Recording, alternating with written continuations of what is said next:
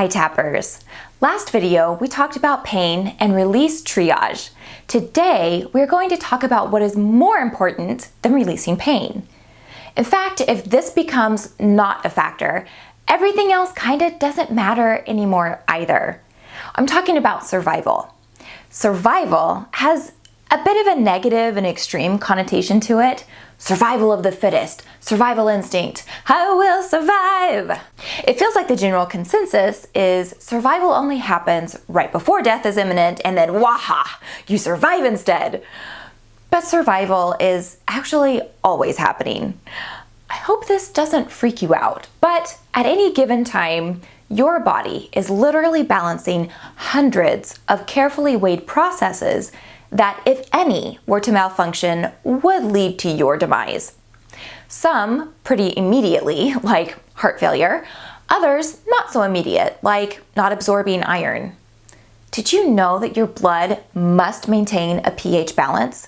And the organs that help do that are the lungs and the kidneys. Did you think those guys only dealt with air and urine? It's pretty fascinating to deep dive into all that has to be going on correctly in order for this to be a thing. So from this point of view, we would be considered to always be in survival mode, right? We are always actively, even if subconsciously, participating in our survival. But that's not what we mean when we say survival mode. What we mean by that is escaping this current and overwhelming threat mode. Here's my question. Have you ever had an experience where you had two similar circumstances experienced at different times and you had two very different responses to them? Maybe one of them rolled off your shoulders, the other your complete undoing for the rest of that day. Why? Why would that happen? If we have all of these known parameters and lines of definitions, such as when trauma mode is triggered in the brain and what will trigger it, and the body has its lines and definitions of balance, how can we introduce two very similar experiences and get very different outcomes? What I'm getting at is usually coined as your stress level. I'll call it overwhelm tolerance, as well as fight or flight. This area is highly variable, and it can have a huge impact on your response emotionally and biologically to an unpleasant event, which may become the deciding factor if it's going to be logged in your brain as a trauma or not. Let me back up and clarify.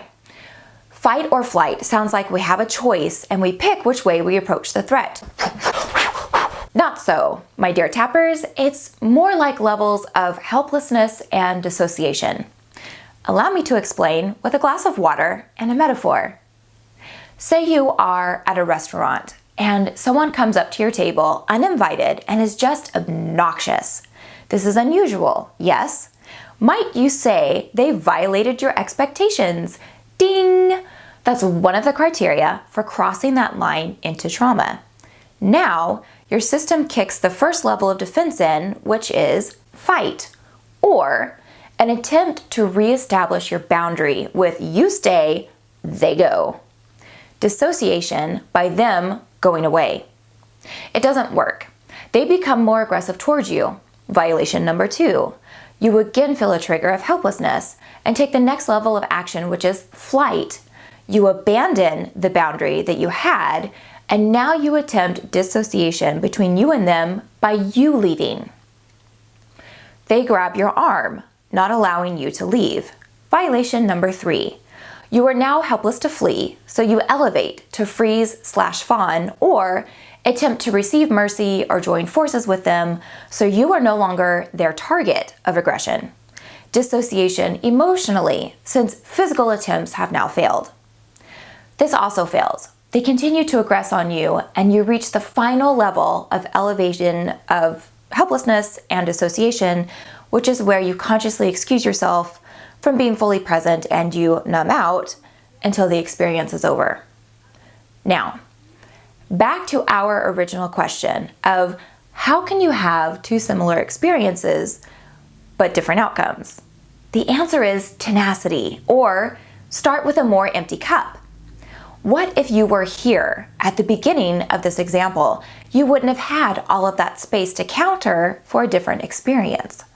But if you follow the example of the subby and consistently counter the imbalance and empty your cup, your chances of avoiding that trauma trigger is greater. So what does this have to do with survival? Remember at the beginning how I said we would talk about what was more important than those super important pain points?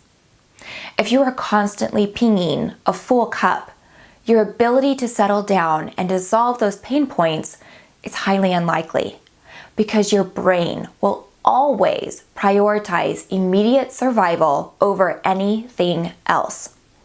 So when you begin tapping, if you have a cup that's been overwhelmed for so long, it's under 20 feet of trauma water, your experience and outcome at first will look very different than someone who is barely dribbling over their cup lip, even if you are having huge breakthroughs and releases. However your forward movement looks, trust that it's working. Build up that tenacity, empty your cup with preventative balance for survival mindset, rather than waiting for a trigger to happen and then that is already added to your cup. Tap daily, even on your bestest days.